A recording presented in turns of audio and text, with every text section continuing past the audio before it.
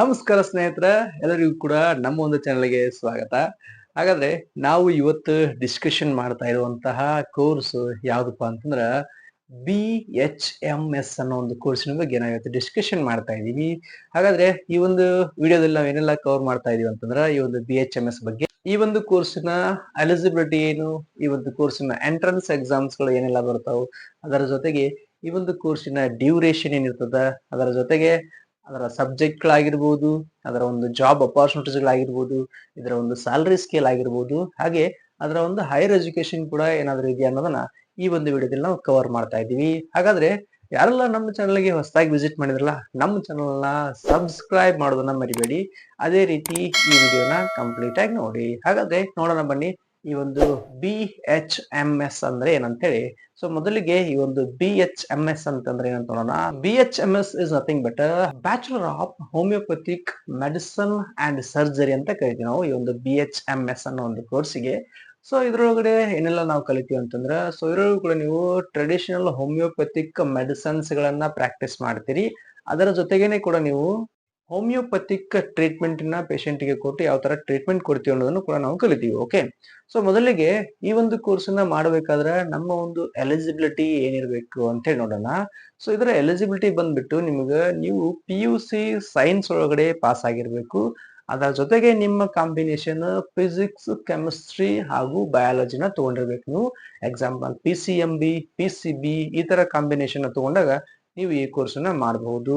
ಅದಾದ್ಮೇಲೆ ನೆಕ್ಸ್ಟ್ ಈ ಒಂದು ಕೋರ್ಸ್ ನ ಮಾಡ್ಲಿಕ್ಕೆ ನಮ್ದು ಅಪ್ರಾಕ್ಸಿಮೇಟ್ಲಿ ಪರ್ಸೆಂಟೇಜ್ ಎಷ್ಟು ಇರ್ಬೇಕು ಅಂತ ಕೇಳ್ಬೋದು ನನ್ನ. ಸೊ ಇದರ ಪರ್ಸೆಂಟೇಜ್ ಬಂದ್ಬಿಟ್ಟು ನಿಮ್ಗೆ 50 to 60% ಅನ್ನು ನೀವು ಹೊಂದಿರಬೇಕು. ಇನ್ನೊಂದಿಷ್ಟು ರಿಸರ್ವ್ಡ್ ಕ್ಯಾಟಗರಿಗೆ ನಿಮ್ದು 45 ಇಂದ 50 ವರೆಗೂ ನಿಮ್ದು ರಿಸರ್ವ್ಡ್ ಇರ್ತೈತಿ ಪರ್ಸೆಂಟೇಜ್. ಸೊ ನೆಕ್ಸ್ಟ್ ಏನಪ್ಪಾ ಅಂತಂದ್ರ, ಈ ಒಂದು ಕೋರ್ಸ್ ನ ಮಾಡ್ಲಿಕ್ಕೆ ನಮ್ಮನ್ನ ಯಾವ ತರ ಎಲಿಜಿಬಲ್ ಮಾಡ್ತಾರ ಅಥವಾ ಯಾವ ತರ ನಮ್ಮನ್ನ ಸೆಲೆಕ್ಟ್ ಮಾಡ್ತಾರ ಅಂದ್ರ, ಅಕಾರ್ಡಿಂಗ್ ಟು ದ ಈ ಒಂದು ಎಂಟ್ರನ್ಸ್ ಎಕ್ಸಾಮ್ಸ್ ಗಳನ್ನ ನಾವು ಪಾಸ್ ಆಗಿರ್ಬೇಕು ಅಥವಾ ನಾವು ರ್ಯಾಂಕ್ ಒಳಗಡೆ ಬಂದಾಗ ಅದನ್ನ ನೀವು ಅಡ್ಮಿಷನ್ ತಗೋಬಹುದು. ಯಾವ್ದಪ್ಪ ಅಂತಂದ್ರೆ ಅದು ನೀಟ್ UG ಅನ್ನೋ ಒಂದು ಎಂಟ್ರನ್ಸ್ ಎಕ್ಸಾಮ್ ನೀವು ಪಾಸ್ ಆಗ್ಬೇಕು ಅಂದಾಗ ನಿಮ್ದು ಇಲ್ಲಿ ಆ ಒಂದು ಅಡ್ಮಿಷನ್ ತಗೋಬಹುದು ನೀವು. ಓಕೆ, ಸೊ ಅದಾದ್ಮೇಲೆ ನೆಕ್ಸ್ಟ್ ಏನಪ್ಪಾ ಅಂತಂದ್ರೆ, ಈ ಒಂದು ಕೋರ್ಸ್ ನ ಮಾಡಿದ ಮೇಲೆ ನಮ್ಮ ಒಂದು ಡ್ಯೂರೇಷನ್ ಅಂದ್ರೆ ಈ ಒಂದು ಕೋರ್ಸ್ ನ ಎಷ್ಟು ವರ್ಷ ನಾವು ಕಲಿಬೇಕು ಅಂತ ಕೇಳ್ಬೋದು ನೀವು. ಸೊ ಈ ಒಂದು ಕೋರ್ಸ್ ನ ಡ್ಯೂರೇಷನ್ ಬಂದ್ಬಿಟ್ಟು ನಿಮ್ಗೆ ಅಪ್ರಾಕ್ಸಿಮೇಟ್ಲಿ 5.5 ಇಯರ್ ನಿಮ್ದು ಈ ಒಂದು ಕೋರ್ಸ್ ನ ಡ್ಯೂರೇಷನ್ ಇರುತ್ತೆ. ಅಂದ್ರೆ 4.5 ವರ್ಷ ನಿಮ್ದು ಅಕಾಡೆಮಿಕಲ್ ಇಯರ್ ಸ್ಟಡಿ ಆದ್ರೆ 1 ವರ್ಷ ನಿಮ್ಗೆ ಇಲ್ಲಿ ಇಂಟರ್ನ್ಶಿಪ್ ಇರ್ತದ. ಸೊ ನೆಕ್ಸ್ಟ್ ಈ ಒಂದು ಕೋರ್ಸ್ ಒಳಗಡೆ ಬರುವಂತಹ ಸಬ್ಜೆಕ್ಟ್ಗಳು ಯಾವ್ಯಾವ ಬರ್ತಾವು, ಪ್ರತಿ ವರ್ಷಕ್ಕೆ ಯಾವ್ಯಾವ ಸಬ್ಜೆಕ್ಟ್ ಬರ್ತಾವ ಅಂತೇಳಿ ಇನ್ ಡೀಟೇಲ್ ಆಗಿ ನಿಮ್ಗೆ ಹೇಳ್ತಾ ಹೋಗ್ತೀನಿ. ಸೊ ಇನ್ನ ಮೊದಲನೇ ವರ್ಷದೊಳಗಡೆ ಬರುವಂತಹ ಸಬ್ಜೆಕ್ಟ್ಗಳು, ಸೊ ಈ ಮೊದಲನೇ ವರ್ಷದೊಳಗಡೆ ಬರುವಂತಹ ಸಬ್ಜೆಕ್ಟ್ ಮುಂಚೆ ಈ ಒಂದು ಮೊದಲನೇ ವರ್ಷ ಎಷ್ಟು ವರ್ಷ ಇರ್ತದೆ ಅಂದ್ರೆ 1.5 ವರ್ಷ ನೀವು ಮೊದಲನೇ ವರ್ಷ ಕಲಿತೀರಾ. ಅದನ್ನ ಹೊರತುಪಡಿಸಿ 2ನೇ ವರ್ಷ, 3ನೇ ವರ್ಷ, 4ನೇ ವರ್ಷ 1 ವರ್ಷ ಮಾತ್ರ ಕಲಿತೀರಾ. ಓಕೆ, ಮೊದಲನೇ ವರ್ಷ ಮಾತ್ರ ನಿಮ್ಗೆ 1.5 ವರ್ಷ ಅಕಾಡೆಮಿಕಲಿ ಇರ್ತೈತಿ. ಸೊ ಹಾಗಾದ್ರೆ ಮೊದಲನೇ ಸಬ್ಜೆಕ್ಟ್ ಯಾವುದು ಫಸ್ಟ್ ಇಯರ್ ಒಳಗಡೆ ಅಂತ ಕೇಳಿದ್ರೆ ಹ್ಯೂಮನ್ ಅನಾಟಮಿ ಅಂಡ್ ಫಿಸಿಯಾಲಜಿ ಅಂತ ಕಲಿತೀರಾ. ಅದಾದ್ಮೇಲೆ ಹೋಮಿಯೋಪಥಿಕ್ ಫಾರ್ಮಸಿ ಅಂತ ಕಲಿತೀರಾ. ಅದಾದ್ಮೇಲೆ ಹೋಮಿಯೋಪಥಿಕ್ ಮೆಡಿಕಾ ಅಂತ ಕಲಿತೀರಾ. ಅದ್ರ ಜೊತೆಗೆ ಆರ್ಗನನ್ ಆಫ್ ಮೆಡಿಸಿನ್ ಅಂತ ಕಲಿತೀರಾ. ಸೊ ಇವು ನಿಮ್ಗೆ ಫಸ್ಟ್ ಇಯರ್ ಒಳಗಡೆ ಬರುವಂತಹ ಸಬ್ಜೆಕ್ಟ್. ಇನ್ನ ಸೆಕೆಂಡ್ ಇಯರ್ ಒಳಗಡೆ ಯಾವೆಲ್ಲ ಸಬ್ಜೆಕ್ಟ್ ನಾವು ಇಲ್ಲಿ ಕಲಿತೀವಿ ಅಂತ ನೋಡೋಣ. ಸೊ ಇದ್ರೊಳಗಡೆ ಫಸ್ಟ್ ಸಬ್ಜೆಕ್ಟ್ ನಿಮ್ಗೆ ಇಲ್ಲಿ ಪ್ಯಾಥಾಲಜಿ ಅಂತ ಕಲಿತೀರಾ, ಮೈಕ್ರೋ ಬಯಾಲಜಿ ಅಂತ ಕಲಿತೀರಾ. ಅದಾದ್ಮೇಲೆ ಇಲ್ಲಿ ಫಾರೆನ್ಸಿಕ್ ಮೆಡಿಸನ್ಸ್ ಅಂಡ್ ಟಾಕ್ಸಿಕಾಲಜಿ ಅನ್ನೋ ಒಂದು ಸಬ್ಜೆಕ್ಟ್ ಕೂಡ ಕಲಿತೀರಾ. ಸೊ ಅದಾದ್ಮೇಲೆ ನೆಕ್ಸ್ಟ್ ಏನಪ್ಪಾ ಅಂದ್ರೆ ನೀವು ಇಲ್ಲಿ ಹೋಮಿಯೋಪಥಿಕ್ ಮೆಟೀರಿಯಾ ಅಂಡ್ ಮೆಡಿಕಾ ಅಂತ ಕಲಿತೀರಾ. ಆದ್ಮೇಲೆ ಆರ್ಗನನ್ ಆಫ್ ಮೆಡಿಸನ್ಸ್ ಅಂತಾನು ಕೂಡ ಕಲಿತೀರಾ. ಸೊ ಇವು ಸಬ್ಜೆಕ್ಟ್ಗಳು 2 ಸಬ್ಜೆಕ್ಟ್ಗಳು ಪದೇ ಪದೇ ರಿಪೀಟ್ ಆಗ್ತಾವ ನಿಮ್ಗೆ. ಸೊ ಅದಾದ್ಮೇಲೆ ಇನ್ನ 3ನೇ ವರ್ಷಕ್ಕೆ ಯಾವ ಸಬ್ಜೆಕ್ಟ್ ಗಳನ್ನ ಕಲಿತೀರಾ ಅಂತಂದ್ರ, ಸೊ ನಿಮ್ಗೆ ಇಲ್ಲಿ 3ನೇ ವರ್ಷಕ್ಕೆ ಮೊದಲನೇ ಸಬ್ಜೆಕ್ಟ್ ಸರ್ಜರಿ, ಅದಾದ್ಮೇಲೆ ಅಬ್ಸ್ಟ್ರಕ್ಟಿವ್ ಅಂಡ್ ಗೈನಕಾಲಜಿ ಅಂತ ಕಲಿತೀರಾ, ಹೋಮಿಯೋಪಥಿಕ್ ಮೆಟೀರಿಯಾ ಮೆಡಿಕಾ ಅಂತ ಕಲಿತೀರಾ, ಆರ್ಗನನ್ ಆಫ್ ಮೆಡಿಸನ್ ಅಂತ ಕಲಿತೀರಾ. ಸೊ ಇನ್ನ 4ನೇ ವರ್ಷಕ್ಕೆ ಏನೆಲ್ಲ ಸಬ್ಜೆಕ್ಟ್ ಗಳನ್ನ ಕಲಿತೀರಾ ಅಂತ ನೋಡೋಣ. ಸೊ 4ನೇ ವರ್ಷದೊಳಗಡೆ ಮೊದಲನೇ ಸಬ್ಜೆಕ್ಟ್ ನಿಮ್ಗೆ ಇಲ್ಲಿ ಆಫ್ ಮೆಡಿಸನ್ಸ್, ಅದಾದ್ಮೇಲೆ 2ನೇ ಸಬ್ಜೆಕ್ಟ್ ಕಮ್ಯುನಿಟಿ ಮೆಡಿಸನ್ಸ್, ರೆಪ್ರೋಟ್ರಿ, ಹೋಮಿಯೋಪಥಿಕ್ ಮೆಟೀರಿಯಾ ಮೆಡಿಕಾ, ಅದಾದ್ಮೇಲೆ ಆರ್ಗನನ್ ಆಫ್ ಮೆಡಿಸನ್ ಅಂತ ಕಲಿತೀರಾ. ಇವು ನಿಮ್ಗೆ ಕಂಪ್ಲೀಟ್ ಸಬ್ಜೆಕ್ಟ್ ಗಳ ಇನ್ಫಾರ್ಮೇಶನ್.